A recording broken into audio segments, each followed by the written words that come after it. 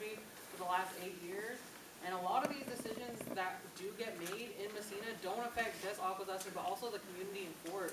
And it's a small community, and you know, we're in our community with Massena as well. Like my daughter goes to dance class in Malone, and she's gonna be doing ice skating out here in Massena. So you guys are also, we're also part of this community, and Massena is becoming so diverse.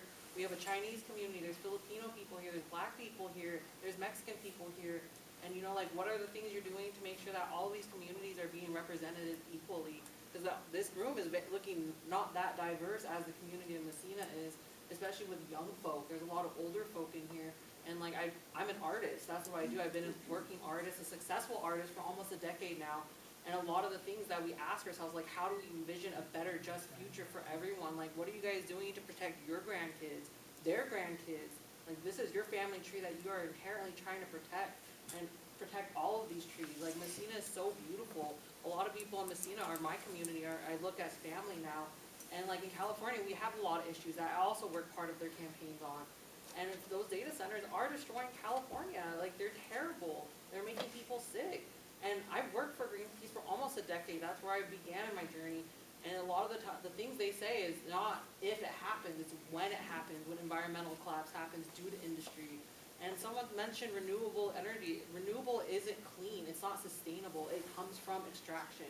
It comes from mining. That isn't okay. That's not renewable. That's just a greenwashing term. So that's things to be mindful of too. And for the gentlemen that work for data centers, what happens when you're older and you do begin to feel the impacts? Because these things, you know, we're talking about in the present tense. We need to look forward. Because a lot of the things that happened in the past aren't benefiting us today. So what are we doing things today that are going to benefit us tomorrow? Not just us, but our kids. Like I look at my daughter, like what am I going to tell her in 20 years when she's sick and she can't have kids? Like it just ends with us. Like is the next generation of kids the last one because of decisions? And I ask you guys are all people that got elected in these positions and said that you review these things with one another. Like how are you going to hold each other accountable in this process? Because your decisions don't just affect Massena, it's all of the North Country. Because that's how people that are tourists that come here and relocate out here, it's all one territory. It is the North Country. Yeah, there's Massena, but it's also Malone, it's Potsdam, Canton, all the small territories. And it also goes, like, unfortunately, yeah, there is a border there, but this river also impacts Canada. Like, we need to be working in collaboration to bring in regenerative economies, sustainable economies, and look at better solutions. Like, Massena's awesome in regards to like the creativity here. Like you guys, I hope that you can think bigger, dream bigger, envision bigger than a data center. Something that's way more awesome, something that the people of Massena and the North Country can look forward to and want to come here. Because I want to come here. Main Street looked awesome for what I've been heard. I heard we had an awesome mall and now it's just a what? Just a warehouse? Like what are the things that you guys are leaving behind for us young people to look forward to, be proud of, to be part of this North Country territory? It's beautiful here. So I hope you guys can make it more beautiful and way more awesome for our kids, and that we have kids to look forward to. Because that makes me so sad to think of a world where there's like one kid per two families, like because of health reasons. That makes me so sad. So I just hope that you can envision bigger for the next generation of Massena and all of the North Country to look forward to. Because it can't be just Lake Placid. Like that's what am I gonna tell my family when they come from the West Coast? Like y'all only got Lake Placid. I love Massena, so I hope you guys can do the best for Massena. Any more questions, comments? How about a suggestion maybe, I guess, in terms of economic development, because it just sounds like you're trying to create jobs and opportunity in Massena. So I was just thinking, based off of what I'm hearing from everybody, maybe it would be better if we could pull in a world-class cancer institution, because medical tourism is a global economy that's just growing. So if you have the means, and you have the network to start reaching out, medical tourism is very large. And I think we could all get behind some type of cancer world-class something here. We were looking at that, and we have an airport to service that as well. We've had flights up here for medical approval, so that is a good idea to look at. Any other comments?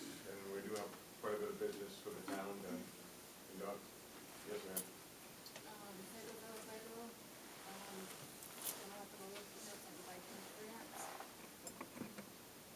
I think for me it's the bigger picture, and I think my comment is tying it all together to expressed here is like what we've already lived, what we've already experienced. Somebody mentions, it's not gonna affect Massena Electric, but nobody wants to talk about National Grid and how it's already been affordable to our people at home, and now the rates are being raised again. Are we just talking about data centers here, or are we talking about cheap electric and what's coming down the pipeline, just what we experienced with NIPA? Are we making it more enticing?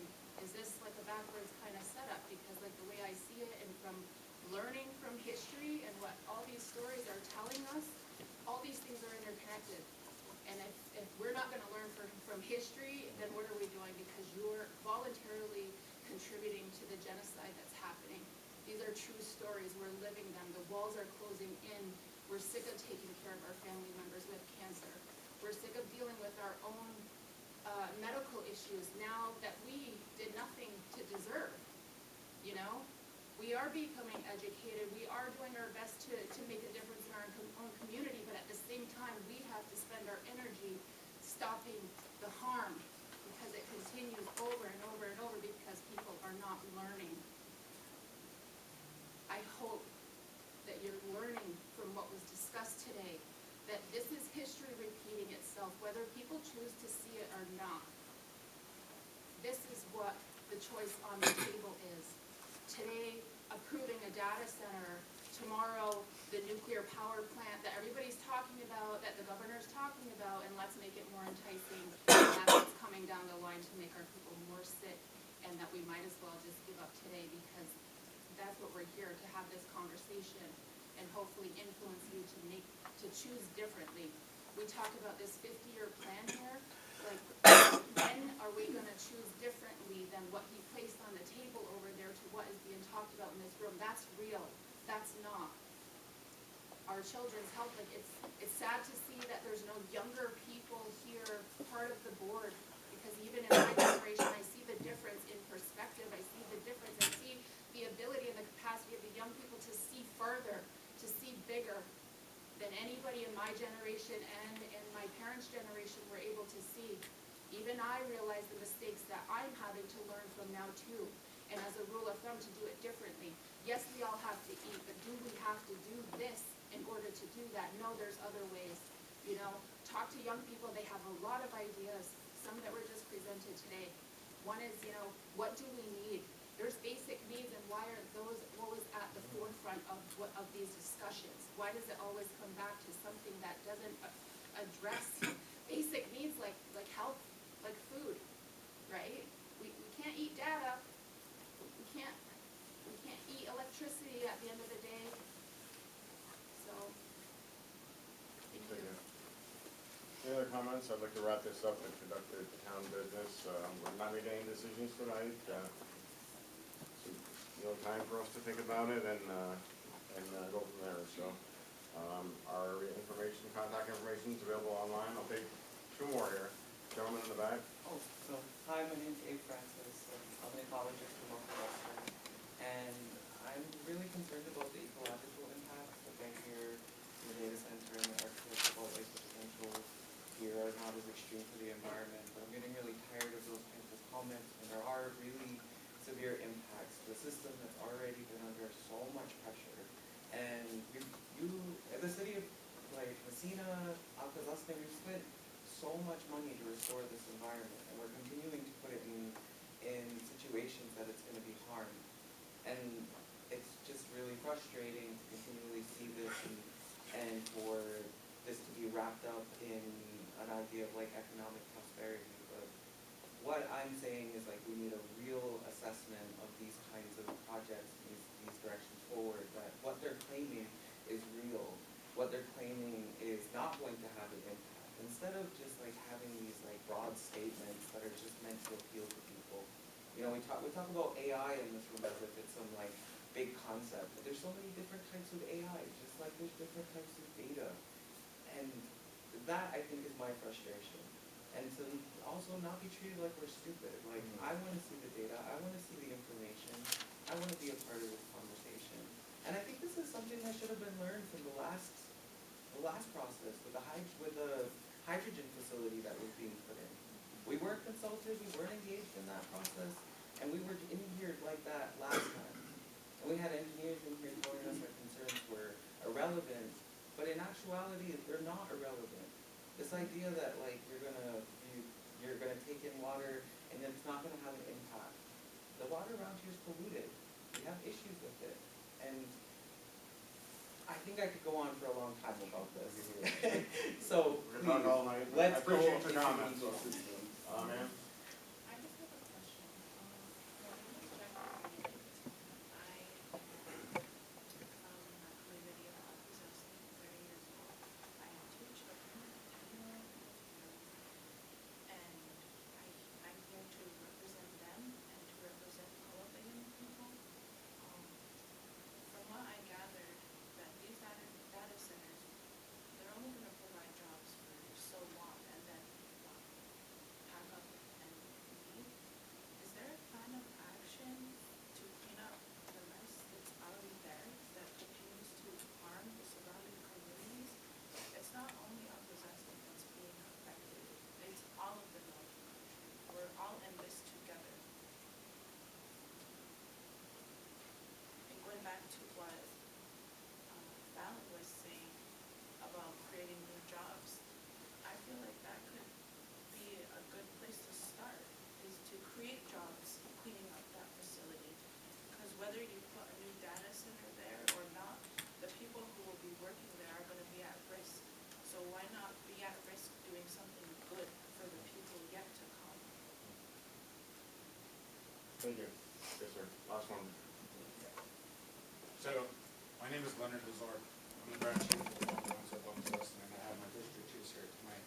I come here, just to listen, but also request a meeting between our councils. We do our focus on economic development. We do know it's important to step carefully, and we also know it's really important to have that communication. Without that communication, it's just going to cause fear. It's just going to cause conflict. It's going to cause so many issues that I don't think either of us want. So tonight I come to ask, okay, can we set up some time? Can we sit here to talk and share information? And let's connect on that. There's a lot of concerns that we have, and I think that we can resolve them, if we work together. But I'm going to tell you now, I have to come here tonight because my people are scared. My people are saying, is it time to stay out of Massena? Our businesses are scared. Is it time to stay out of Massena? Our corporation is scared. Is it time to stay out of Massena? And I said, well, wait, let's talk first. Let's go there and find out. Let's have a meeting, and let's set this up, and let's share that information. So tonight, that's why I'm here. And I'm asking that now. Are you willing to make some time for us so we can sit down? Almost certainly. Okay, then with that, I say thank you, and I say good night, and I will leave you to your business. Thank you. We appreciate your comments. Thank you. Careful, there's okay, we will close the public hearing of our motion to do so. Second. All in favor? I didn't drive here. I had another meeting. Your story was amazing. It was very fun to read about in the paper, and to hear it firsthand was even